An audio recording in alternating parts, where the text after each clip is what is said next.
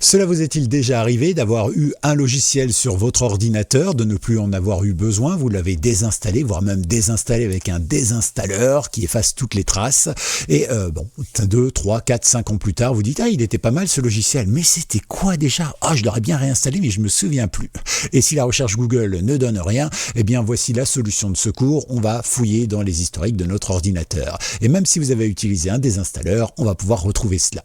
Alors, je vous donne 3 techniques aujourd'hui, spécial grand débutant, parce que c'est facile à faire, donc n'hésitez pas et bienvenue dans cette vidéo. Bonjour à tous, bienvenue, c'est Gaël et comme d'habitude dans Simple et Gratuit à l'heure du goûter, votre petit tuto informatique simple, facile, gratuit, accessible à tout le monde. Alors bienvenue.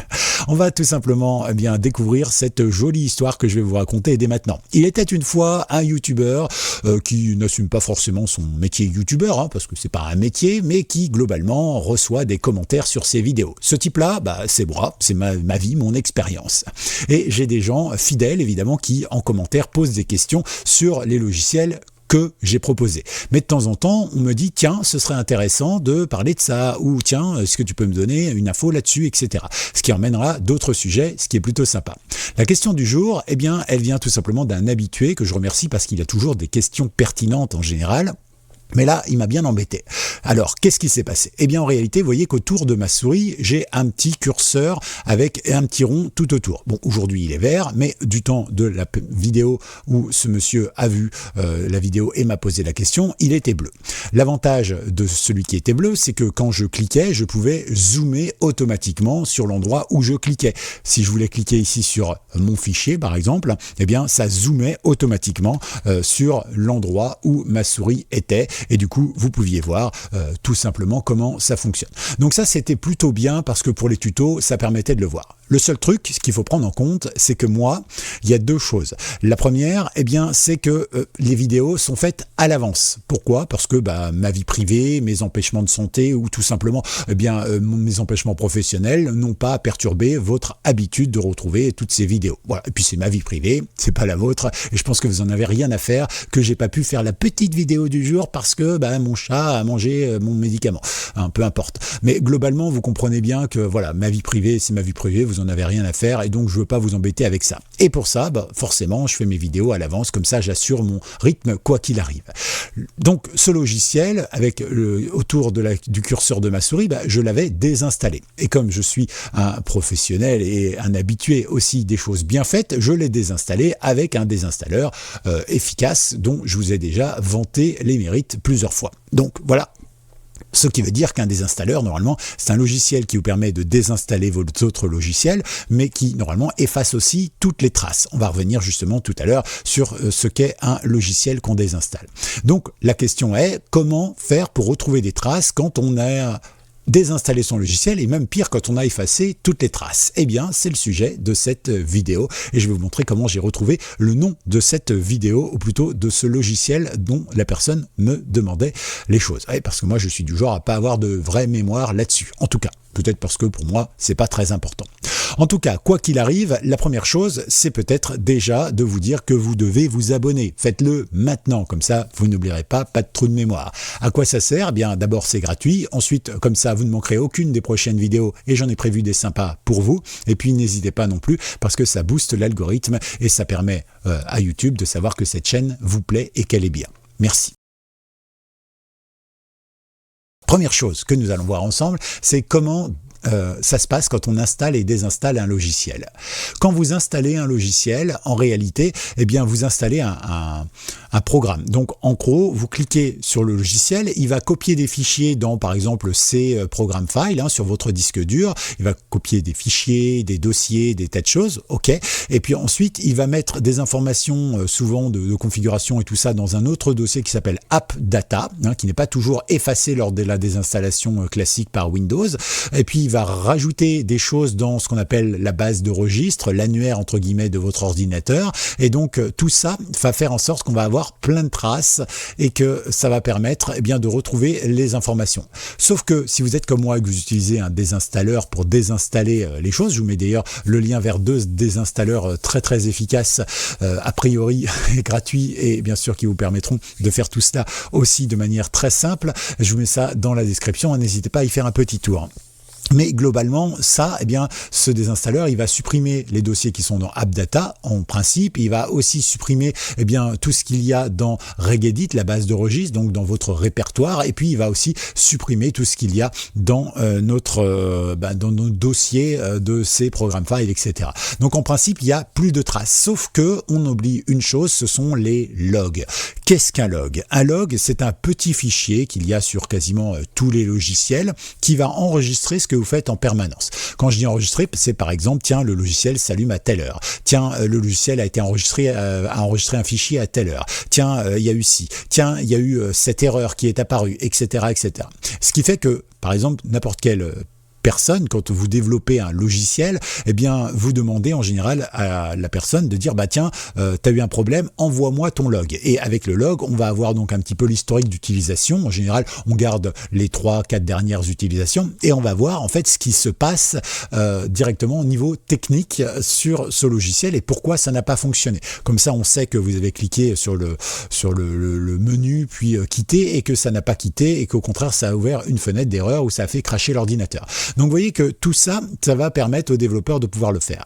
Windows, il fonctionne de la même manière. Il a aussi une sorte de log à lui, donc une sorte de fichier résumé, entre guillemets. Alors je vous rassure, les logs, normalement, ne comportent pas de données personnelles. Si vous tapez un mot de passe sur votre générateur de mot de passe, le log du générateur de mot de passe va dire il a rentré un nouveau mot de passe, mais on va pas avoir le mot de passe. Voilà. Sinon, ça s'appelle un virus. Attention, ne faites pas l'amalgame entre les choses. Faut pas être non plus psychopathe là-dessus.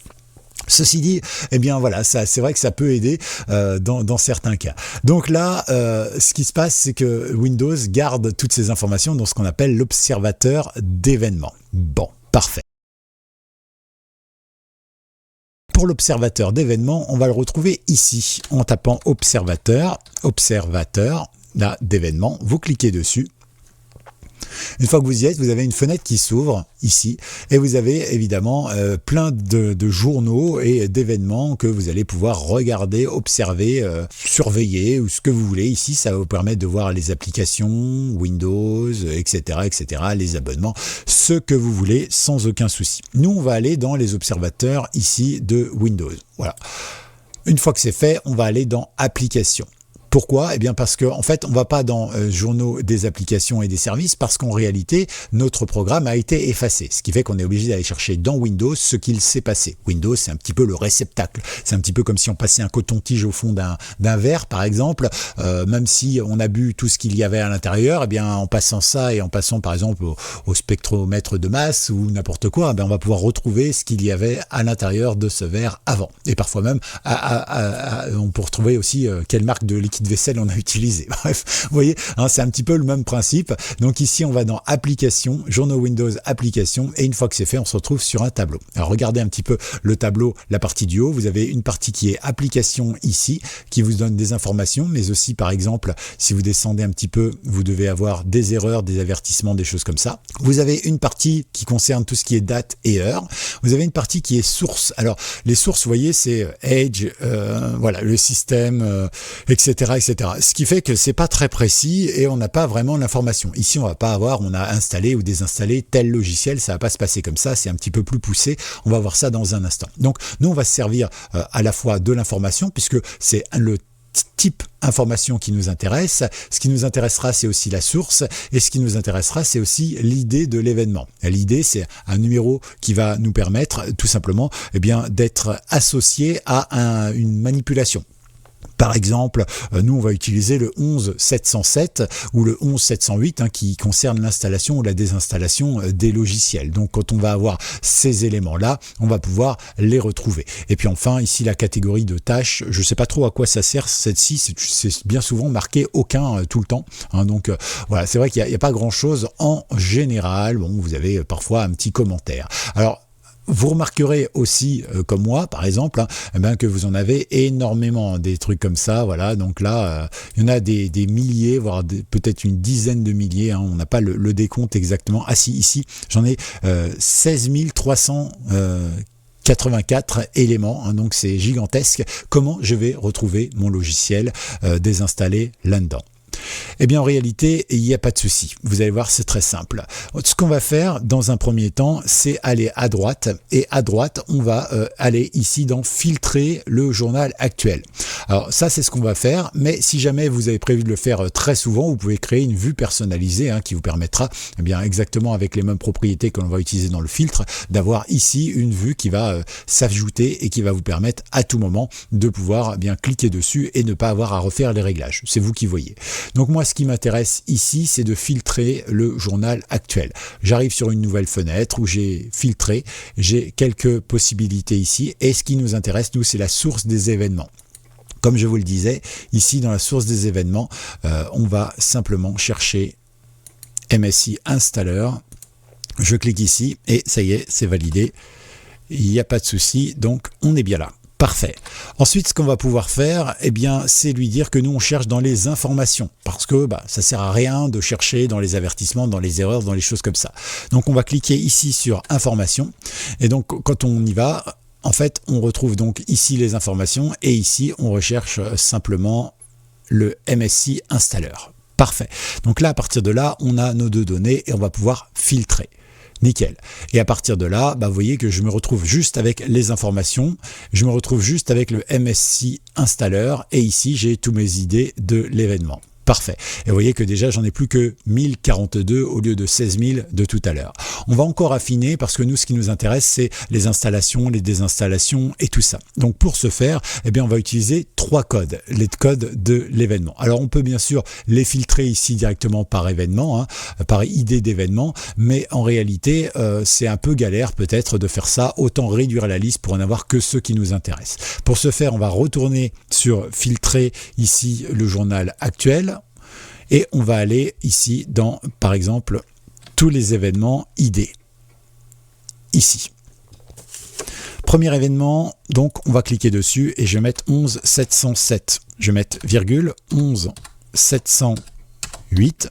Et je vais mettre le dernier, c'est le 11 728. Alors globalement, c'est pour l'installation et la désinstallation des logiciels avec les erreurs, les échecs et tout ça. Donc on va cliquer sur OK. Donc là, vous voyez, hop, tout de suite, j'en ai déjà beaucoup moins, puisque ça y est, regardez, hop, vous voyez, finalement j'en ai très très peu et ça c'est bien, j'ai 125 éléments au total au-dessus. Ok, alors maintenant ce que nous allons pouvoir faire, eh bien c'est les passer en revue les uns avec les autres. Donc ou vous les classez par date en vous disant ouais je crois que c'était en 2024 ou 2014, ou alors effectivement vous les classez par événement. Et une fois que vous y êtes, eh bien vous cliquez ici et quand vous cliquez sur le premier, vous avez ici en bas le nom du logiciel, c'est marqué Product Flamshot, installation complète faite, etc. On peut cliquer sur le second, par exemple, ici, et on va avoir cette fois-ci Windows Subsystem for Linux, etc. Donc on va descendre pour le retrouver assez facilement. Donc là, moi je regarde Onion Share, voilà, au bout d'un moment, ça va me dire quelque chose. Alors ici, je descends, hop, ici c'était quoi? C'était pas ça. Vous voyez, ça c'est un peu tous les logiciels qu'on a vus, qu'on a installés ensemble. Donc ça c'est Python par exemple. Voilà, NetHost ici. Donc vous pouvez chercher. Alors il n'y en a pas beaucoup, c'est pas grave, il y en a 125. Ça se fait assez rapidement, vous voyez. Mais si jamais vous voulez une technique plus précise, je vous en montre une tout à l'heure pour 2 manières. D'abord en ligne de commande et puis en version logiciel également. Ah, ça y est, je viens de le voir. Ici, il s'agit donc de ce logiciel qui s'appelle Tadam! Pointer Magnifier, ici, que vous retrouvez, Pointer Magnifier 3, parfait. Donc, dans ce cas-là, qu'est-ce qu'on va pouvoir faire? Eh bien, on va aller ici, le chercher directement, et donc ici, on va taper Pointer Magnifier 3, voilà, hop, et on va le retrouver pour voir si c'est bien le bon logiciel. Avec toujours un internet qui rame un peu, voilà, on y est, c'est bon, c'est le bon logiciel, vous voyez, avec le fameux cercle bleu, et ici on pouvait agrandir, déplacer, zoomer, tout simplement, voilà. Ah, Eh ben, ça fait plaisir. Ça veut dire qu'après, j'ai pu donner ma réponse. Vous voyez, ça m'a pas pris longtemps, hein. Alors maintenant, je vais vous donner deux autres techniques qui sont peut-être alors un peu plus barbares à faire, hein, parce que là, c'est bien, c'est beau, c'est graphique, mais qui vous permettront d'avoir une réponse peut-être encore plus rapide. Pour ce faire, eh bien, je vous invite tout simplement à fermer ceci et à gérer la ligne de commande. Alors ici, on va aller faire un petit clic droit et si vous êtes administrateur de votre ordinateur, vous cliquez sur Terminal Administrateur. C'est toujours mieux d'être administrateur pour faire ce genre de choses. Ici, moi, je vais zoomer un petit peu pour que vous voyez mieux. Voilà, je vais faire un petit peu de ménage. Clac, c'est génial. Et à partir de là, on va pouvoir utiliser différentes lignes de commande qui vont nous donner à peu près la même chose. Alors, je vais vous montrer rapidement la première. Je les ai écrites pour que vous gagniez du temps. Et donc ici, on va utiliser Get Win Event. Alors, on va chercher dans la bibliothèque, ou plutôt dans le programme Win Event, ici l'application, toutes les applications, et on va chercher justement ceux qui sont en MSC Installer. Donc, si je le colle, par exemple, ici, voilà, vous avez ici, donc je vais chercher dans WinEvent, ici tout ce qui est application et qui a ici MSC Installer, comme je vous le disais tout à l'heure. Et si je clique sur Entrée, en fait je me retrouve avec exactement la même chose que tout à l'heure, avec ici les dates, les informations, puisque c'est les informations que j'ai demandées, et ici directement le nom des logiciels éventuellement, ça peut me faire gagner du temps. Vous allez voir que on va attendre qu'il termine, mais on peut aller encore un petit peu plus loin, parce que c'est vrai que c'est important bien de pouvoir gagner du temps et sélectionner certaines choses. Donc ce qu'on va pouvoir faire par exemple, c'est ça. Alors on va attendre qu'il finisse, mais globalement, ici je vais zoomer, on va faire Winget Filter hachable. Et ici, on va récupérer donc application MSC Installer et on va lui passer nos trois idées que nous voulions. Et on va tout simplement ici sélectionner donc l'objet, bien sûr, la date de création, l'idée et le message qui nous permet d'avoir le logiciel à l'intérieur. Bon, zut, il avait fini. Je voulais justement essayer de gagner du temps. Ok, on est reparti. On zoome. Ok, donc si vous prenez cette chose-là, eh bien tout de suite déjà on devrait gagner du temps. Donc je vais tout coller, voilà. Je vous mettrai bien sûr les codes directement dans l'article Patreon gratuit associé à cette vidéo. Et vous retrouvez le lien bonus gratuit bien sûr directement dans la description, hein, donc n'hésitez pas, vous pouvez y aller. Donc là je clique et vous voyez que hop, je récupère toutes mes infos et si je cherche par exemple donc Flash Folder, ici Flamshot, Eraser, VeraCrypt, voilà, etc. Donc vous voyez, on peut retrouver M-Audio, Pointing Manifestor, il est là. Voilà, donc vous avez toutes ces infos et vous voyez que parfois c'est plus rapide de taper la ligne de commande. On peut même aller encore plus loin parce que si je reviens ici, donc on va faire un petit peu de ménage. Hop, il y a un petit problème. Hop, j'ai les doigts palmés.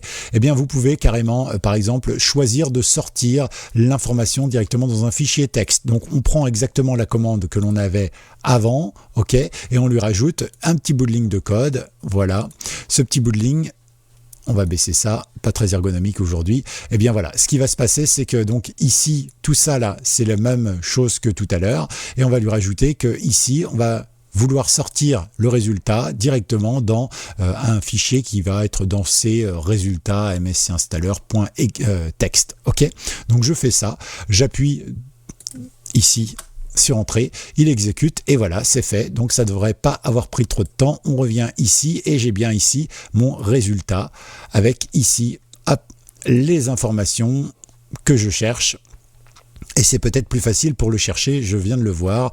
Voilà, donc vous voyez, vous avez ici toutes ces informations qui permettent hop, de retrouver les choses. Après, vous pouvez chercher en vous disant, ouais, il y avait peut-être pointer, pointing, point, quelque chose comme ça. Et donc, vous faites une simple recherche avec un F3, par exemple, qui va pouvoir vous aider à trouver tout cela. Voilà donc pour cette deuxième technique. Et enfin, une troisième technique, on va utiliser un logiciel qui date de très très longtemps, mais qui permet de faire exactement la même chose. Je vous propose dès maintenant de le découvrir. On va aller ici et on va aller sur Nearsoft qui propose tout un tas de logiciels, plutôt sympa. Je vous mets le lien également dans l'article Patreon. On va descendre tout en bas et une fois que vous êtes tout en bas, alors notez bien que vous avez ici des infos pour l'utiliser et ici vous pouvez le télécharger. Alors vous avez deux options, soit vous téléchargez si vous êtes un Windows 32 bits, donc c'est-à-dire jusqu'à Windows 7 environ, et ici eh bien vous avez la version 64 bits. Donc moi je vais télécharger la version 64 bits, vous voyez c'est super rapide. Une fois que c'est fait, je vais pouvoir voir ça. Alors ici, vous avez les langues également. Alors ici, c'est juste le fichier de la langue qu'il faudra rajouter dans le programme si vous souhaitez l'avoir. Et il y a le français à l'intérieur, comme ça vous aurez votre logiciel en français. Bon, on va pas le faire ici parce que on n'en a pas besoin et puis on fait pas des recherches tous les 3 ou 4 matins. Mais c'est quand même intéressant. Donc ce qu'on va faire, c'est qu'on va afficher les téléchargements ici. Moi, ce que je vais faire ici, c'est tout simplement l'ouvrir. Voilà, par exemple, prendre ça et je vais le mettre n'importe où. On va le mettre ici, on va créer un nouveau dossier. Ici, on va le laisser comme ça, voilà. Et je vais prendre tout ça, le mettre dans mon dossier. Voilà, vous le dézippez comme vous voulez en réalité, vous embêtez pas. Et une fois que c'est fait, vous cliquez dessus, vous cliquez sur oui, et vous arrivez sur votre petit logiciel. Alors je vais tout baisser pour que ce soit plus visible pour vous. Voilà, et ce logiciel, eh bien, vous voyez, il est tout simple. Là, il est en train d'analyser. Alors, vous ne le voyez peut-être pas, mais il est en train de marquer ici loading 48, 50 000 fichiers, etc. Donc, on va le laisser faire tout simplement cela. Et après, vous allez pouvoir utiliser ici différents types qui vont nous permettre de pouvoir faire des recherches un petit peu ciblées, comme on a fait tout à l'heure. Voilà. Et donc, si vous avez rajouté le dossier français dedans, il sera en français, bien sûr. Mais vous voyez que finalement, on arrive tout à fait à comprendre ce qui est dit et je trouve ça plutôt bien. Donc là, on va le laisser faire. Il est toujours sur les fichiers. Donc, vous voyez, là, il me prend l'intégralité de toutes mes données. Donc, ça prend pas mal de temps. C'est simplement un lecteur, on va dire, amélioré. Quoique celui de Windows 10 et Windows 11 est beaucoup plus amélioré que celui de Windows 7 ou Windows XP pour lequel il avait été créé. Et donc, forcément, eh bien, je suis pas sûr que vous trouviez une ergonomie plus sympathique. Bon, on va le laisser charger. Pendant ce temps-là, moi, je vous rappelle simplement que vous pouvez liker cette vidéo, c'est-à-dire mettre un petit pouce comme ça. Pourquoi? Eh bien, tout simplement parce que ça améliore l'algorithme et puis ça me dit merci. Voilà. N'hésitez pas non plus, si vous avez été jusqu'au bout de cette vidéo, à mettre dans les commentaires hashtag retrouver un logiciel. Voilà. Et donc là, vous allez pouvoir écrire ça ou vous allez pouvoir simplement mettre un petit pouce, un petit commentaire, un petit truc sympa ou pas d'ailleurs. C'est vous qui voyez.